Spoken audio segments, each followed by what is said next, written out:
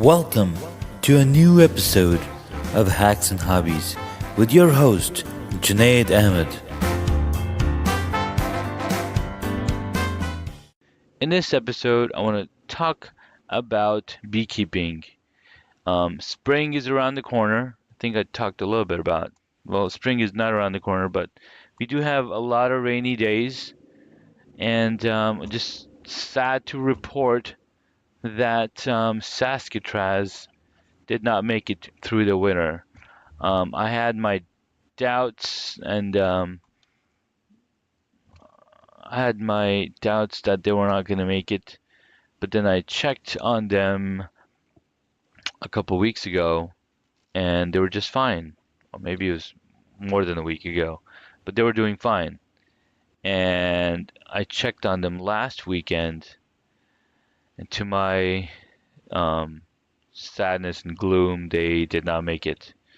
And it's squarely 100% my fault of why they didn't make it through the winter. And that's probably because I did not feed them the sugar blocks, the sugar bricks that I was planning on. And it's it's been pretty a crazy winter. We've had a lot of cold days. You can't really go inside a hive on these super cold days. But I just did not provide them with food, and I'm hoping the other Alexandria hive survives. I'm just hoping. No, I did not provide them with food either, but they had a entire box of honey available to them, starting maybe even two boxes of honey available um, when they were going into winter. But I do plan on making some sugar bricks probably tomorrow and putting it on them once this weather calms down a little bit.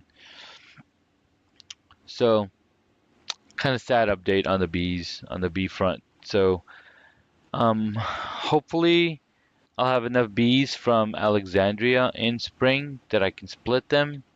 And I was hoping to have 3 or 4 hives this spring, but unless I buy one, I'm not gonna have one. All right. Some other things about beekeeping. The Fairfax, the Fairfax, is it Fairfax? The Fairfax Bees Club has started a beekeeping class, which started last Tuesday, and it is about 8 to 9 weeks long, where every week we're going through one chunk of chapter. So last week, our instructor and my mentor, Nate, talked about or went over the subject of some amazing stuff, the history of the bees.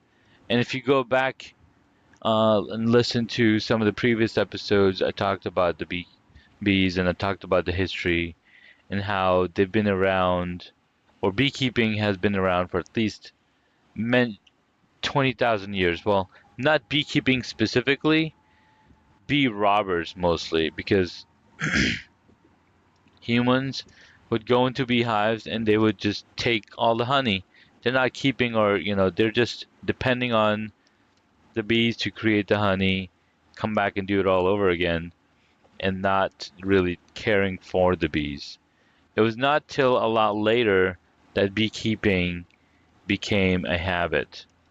And even at that time they were keeping bees, it was mostly a destructive way of keeping bees, because you're essentially destroying all of the hive, and you're just squeezing out all from the wax, and the bees have to go back to work and creating the comb and the honey, well, creating the comb and all that. So that's that's what's up. I guess what they would do is they would have two separate um, areas. One was up for the beehive, and then they have a honey super on top, and that's what they would destroy, and then put a new box up top. And it wasn't till the 1800s that Mr.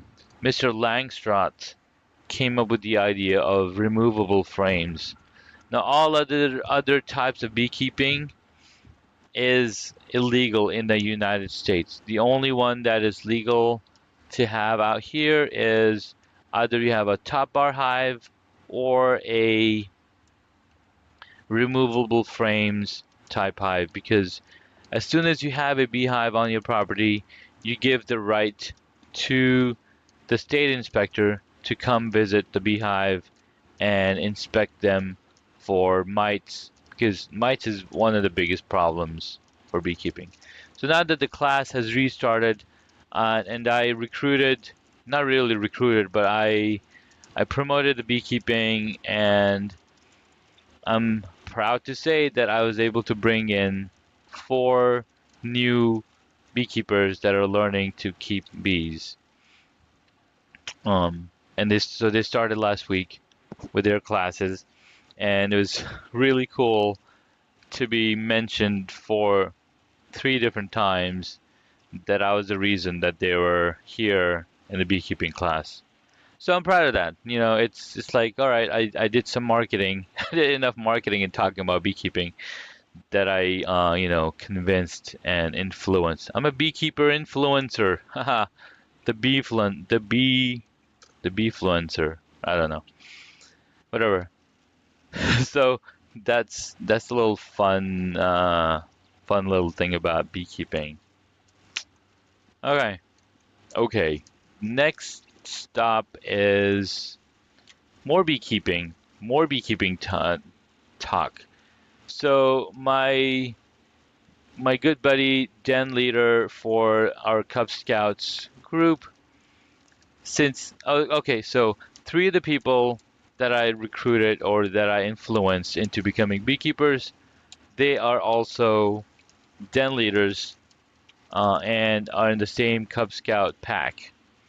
So actually 2 of them are den leaders. One of them, he helps with all of the advancements that the Cub Scouts go through, on a daily basis or on a weekly basis or whatever, or a monthly basis. I don't know how that works, but he takes care of all the advancements, make sure everybody is getting their badges in and all that ordering stuff.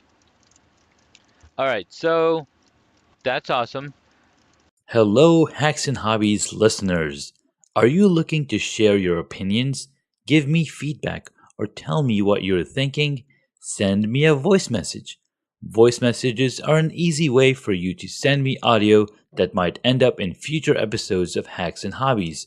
They're the latest feature from Anchor, the platform I use to make this podcast. Here are some of the things I would love to hear from you. Are you enjoying the direction the podcast has taken for season 2? Is there someone I can interview that will absolutely help you gain more knowledge? What do you think of the different topics that I talk about on the podcast with my guests? You can send me a voice message right now from wherever you're listening. Just tap the link in my show notes. I can't wait to hear from you. But so one of the beekeepers, that's my buddy, and my uh, partner for Den 8, is he was at the scout shop the other day, and he saw a hive kit. And I was like, "What? A beekeeping hive?" He's like, "Yeah, it's a bee kit. It's a beehive kit, and the kids, they can build it, and then we can put them up in the houses, and to promote beekeeping." And I was like, "Okay, let me take a look." And I was like, "It has to be mason bees, because mason bees, they hibernate through the winter. They work alone in pollinating and doing all the work that they do. And you would have to buy mason bees to put in these hives that these got the Cub Scouts are going to build. So we have a plan for this coming Saturday to one assemble the beehives, two go out and take a look at the beehives, the honey beehives. So there's multiple types of bees. Now one cool thing about having a mason bees around is that they're solitary, they're very gentle bees, and they just don't have time to deal with anybody else. They just go and do their business. And these mason bees are, they are natural or native pollinators in this part of the world. And it's really interesting to, just learn about it. Well, I didn't learn about. It's interesting to see that mason bees hibernate, but honeybees do not. Well, if you look at where honeybees come from the Asiatic continent. They come from Europe and Asia and Africa. Well, we don't have African bees around here. And they do not hibernate. They live through the winter, right? So, just really interesting. But all the native bees in the United States and these parts, they, well, just the mason bee hibernates. I don't know about carpenter bees, so I'm gonna have to take a look at that. And I do know that the other pollinators, such as the yellow jackets, they also do not hibernate. Only the queen bee either stays in the hive, or I don't know how that works. We don't like yellow jackets around as beekeepers, as they're a nuisance to our bees. The next one is the carpenter bees. Yeah, so the bees hibernate. Honeybees don't hibernate is because where they come from, like evolutionary things you gotta look at. So it's pretty interesting. It's pretty interesting. So we gotta look at um, building these beehives, and then we get a 40% coupon on going out and buying a mason bee. So the one thing I was doing a little research on is how many mason bees can you put in one of these hives? Even though they're not working together, do you just put one mason bee, or do you put a bunch of mason bees and they'll be like, oh, this one's my home, this one's your home. I don't know how it all works. So it'll be interesting to learn about that and learning about insects. So what's cool about this specific project that the kids are doing is that they'll get three different badges. They get badges on learning about insects. They get a badge on doing woodworking. They get a badge on nature and stuff like that. So and there might be more badges that they can acquire from doing these projects. Because as a Cub Scout, your goal is to be one with the nature. Leave the nature the way you found it. Be, super aware of your actions because every action has a reaction and a consequence. So, some really good lessons to learn, and it'll be a fun Saturday morning to get this thing done and out and about. Anyways, that was a little update on beekeeping, on insect husbandry, and being the fatherly person that you are, or motherly, watching over the bees and whatnot, and other insects. So yeah, that's pretty awesome.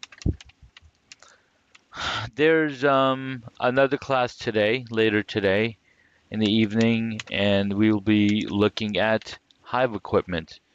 And of course, I've talked about hive equipment before on the podcast. And a beehive is a setup of blocks that you can add to or subtract from because um, bees, based on the weather, based on the season, bees have a different formation, a different need, and that you gotta watch out and take care of. Anyways, that's the update for my beekeeping and bee lovers out there, waiting to listen about beekeeping and wondering what's going on. In the next episode, I will be talking a little bit about biking and getting into biking, and I have plans to bring on guests to the podcast to go and talk more about biking and what it takes to get into biking and the different types of biking that you could do. So hopefully that's some good valuable content. I know I am super broad in the four different aspects of the things that I'm talking about. Beekeeping, cycling, we got a little bit of woodworking here and there happening, and then interviews as an entrepreneur, and talking about inventions and hobbies and entrepreneurship. Well, thank you so much for your time and listening and tuning into the podcast. Hopefully, we can bring you on to the podcast and listen about your hobbies and your fascination about beekeeping or cycling or whatever it is that you love to do in your spare time. Thanks again. Have an amazing, awesome day. Till next time.